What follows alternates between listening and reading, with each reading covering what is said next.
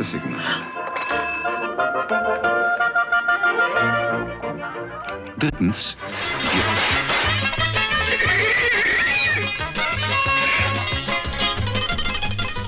Welcome to the wild, wonderful world of 1970s cinema. When budgets were tight, special effects were special in the most creative sense. And guess what? Directors had the audacity to think they could make Jaws sequel with animatronic fish that looked like they belonged in a bathtub. Then, some movies were so bad that they looped right back around to being undeniably entertaining. But don't take my word for it, let's dive into 10 glorious disasters from the grooviest decade in film history. But before we proceed, don't forget to subscribe so you won't miss the next dive into movie madness. Number 10. Conrack, 1974. I have a penetrating wit, a fanciful imagination, and my eyes are almost as blue as Paul Newman's.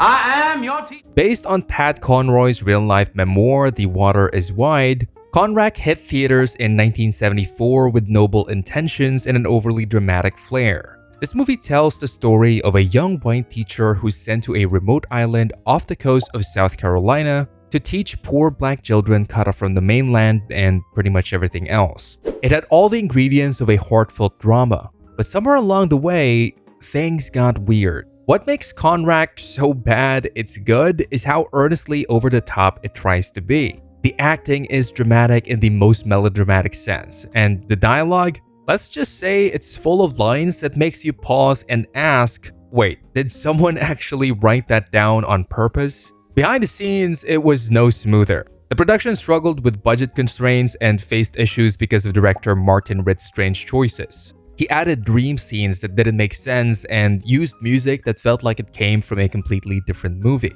And while Conrack never became a box office hit or a true cult classic, it did influence a whole wave of inspirational teacher films like Dangerous Minds and Freedom Writers. In a way, Conrack walked so Michelle Pfeiffer could teach Coolio lyrics. Number 9. Days of Heaven, 1978.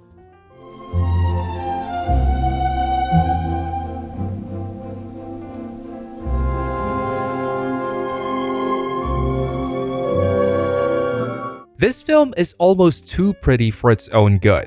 Days of Heaven, released in 1978, was written and directed by the mysterious Terrence Malick, who was already known for doing things his own way. Here's the thing, Days of Heaven wasn't your typical love story. It moved like molasses and talked even less. At the time, its poetic visuals and sparse dialogue confused audiences. It was too artsy for some, too slow for others, and yet, you couldn't look away. The film is drop-dead gorgeous. Every frame looks like it belongs in a museum, shot during what's called magic hour, that short time at dusk when the light turns everything gold. But behind all that beauty, things got rough. The production ran long, money ran short, and Malick spent 2 whole years editing it. He even ditched most of the script and rebuilt the whole movie around Linda's narration. It's like building a house and deciding halfway through to turn it into a boat. And the film was branded too quiet, too poetic, too out there for a decade hooked on grit and neon glitz. But for those who caught the flick on a lonely night at the drive-in, maybe half lit by the dashboard glow, it planted something deep, like a dream you couldn't shake. Sure, the film got the cold shoulder back then, called dull by some, pretentious by others, but time, like a slow-turning season, revealed its quiet brilliance. It just took the world a while to catch up. Young filmmakers studied it, and folks who saw it once just couldn't shake it, even if they couldn't explain why. Number 8. Invasion of the Body Snatchers, 1978.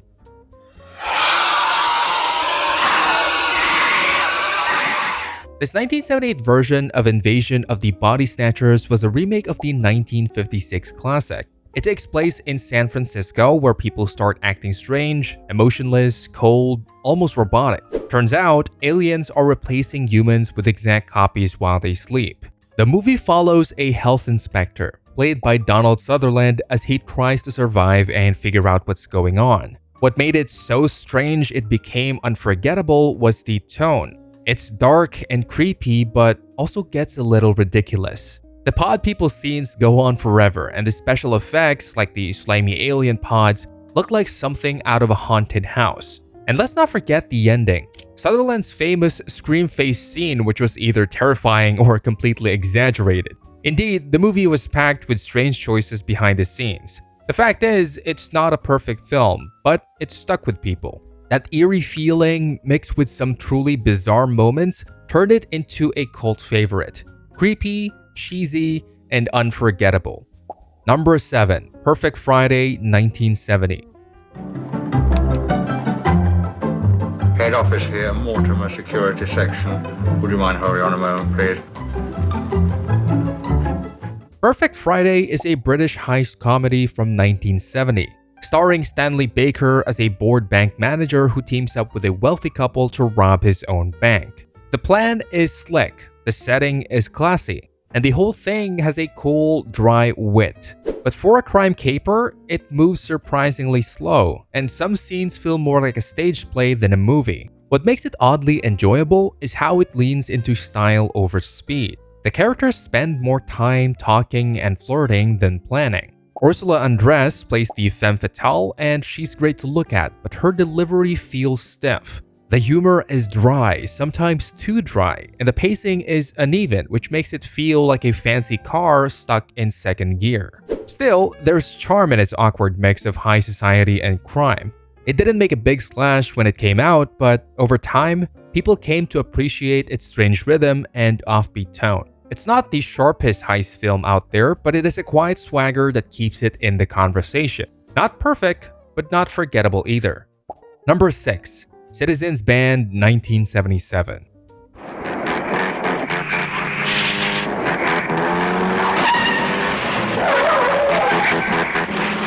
Citizens Band is a quirky 1977 comedy directed by Jonathan Demme. It takes place in a small town where folks are obsessed with their CB radios. Everyone has a nickname, and the story follows their odd lives as they chatter away on the airwaves. It tries to juggle humor, drama, and a bit of social commentary, but it doesn't always land. The movie is all over the place. One minute it's funny, the next it's trying to be serious, and it never quite settles. Some characters feel like they wandered in from different movies. For instance, one of the most jarring yet strangely compelling tonal shifts comes through the character of Spider, a local trucker and self-styled vigilante who prowls the airwaves hunting down people he believes are misusing the CB systems. While most of the characters are wrapped up in petty mischief or quirky romantic entanglements like the dual lives of Redmond, who unknowingly juggles 2 wives over the radio, Spider's arc veers into unexpectedly serious and almost disturbing territory. The CB radio fad was big at the time. To prepare for their roles, many cast members went through a sort of CB radio bootcamp where they learned real CB lingo and radio etiquette. The fact is, the acting is decent, but the tone shifts too often to stay focused. Number 5. Daisy Town, 1971.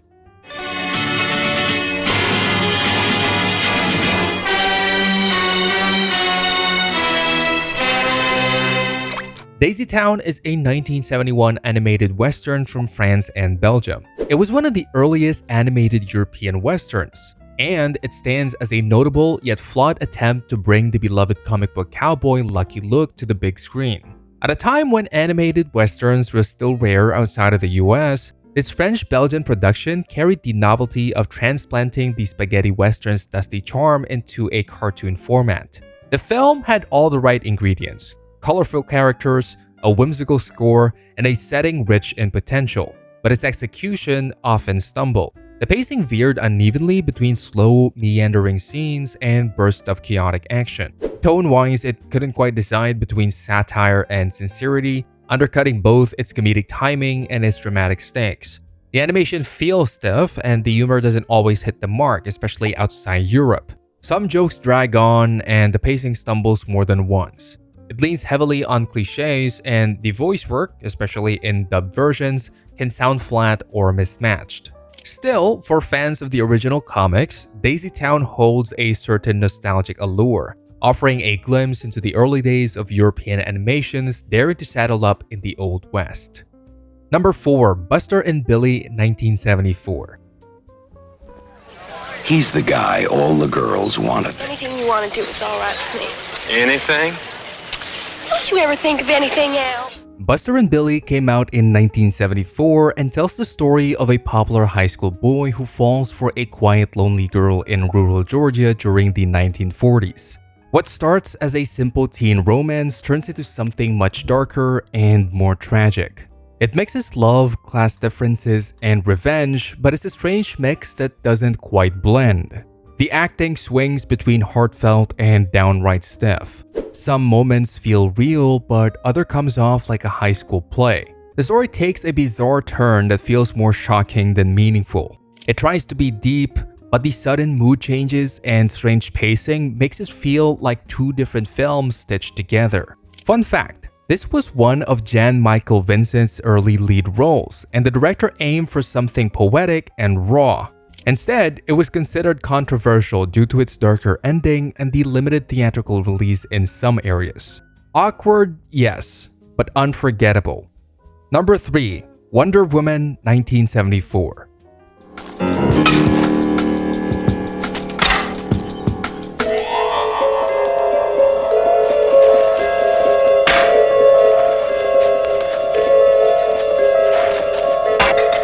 Before Linda Carter made the role iconic, there was the 1974 Wonder Woman TV movie starring Kathy Lee Crosby. It barely resembled a comic book. Gone were the tiara, the invisible jet, and the classic costume. Instead, viewers got a blonde spy-type Wonder Woman in a pantsuit who solved cases more like a detective than a superhero. The action was clunky, and the dialogue was full of stiff one-liners. The plot had Wonder Woman chasing international criminals, not gods or villains. The tone was all over the place, part crime drama, part superhero experiment, and the special effects looked like something out of a school play. The concept didn't quite land, but it gave us a fascinating glimpse at how networks were still figuring out how to bring comic book heroes to TV. Behind the scenes, ABC was testing the waters with different versions of the character. This version didn't stick, but it paved the way for the much better Linda Carter series a year later. Number 2. Fedora, 1978. Dear Fedora, here is the script that I mentioned to you this morning. I'll be waiting to hear from you. Fedora is a 1978 drama from West Germany and France, directed by Billy Wilder. It tells the story of an aging Hollywood producer trying to track down his mysterious former star, Fedora, who vanished from the spotlight.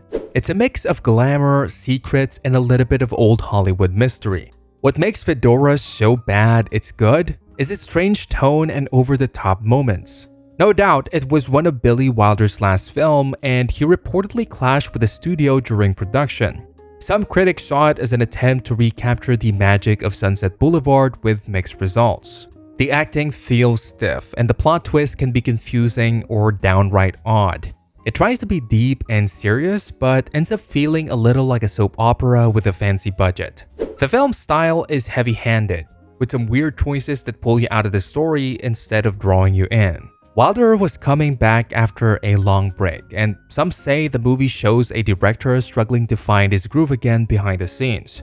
Although it wasn't a hit, Fedora has gained a small cult following for its unique vibe and Hollywood nostalgia. A disaster, and yet would still watch it over most Marvel movies. Number 1. The Clowns, 1970.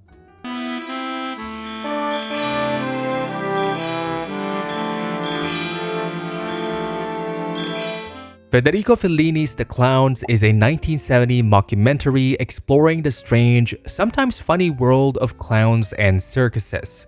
It's part documentary, part dreamlike fantasy, and all kinds of odd.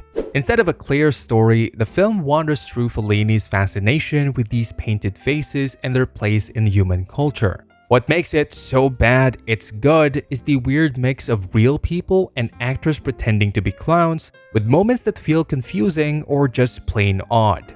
The acting sometimes borders on awkward, and the strange, slow pace can test your patience.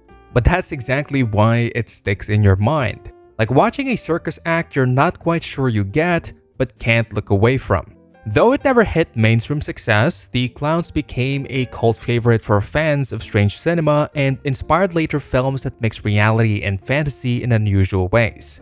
A true curiosity, A circus sideshow of a movie, and yet it's the kind of oddball gem you can't look away from, even if you're not quite sure why. What do you think? Have you seen this circus oddity? What's your favorite so bad it's good movie from the 70s? Let me know in the comments, and don't forget to like and subscribe for more hidden gems.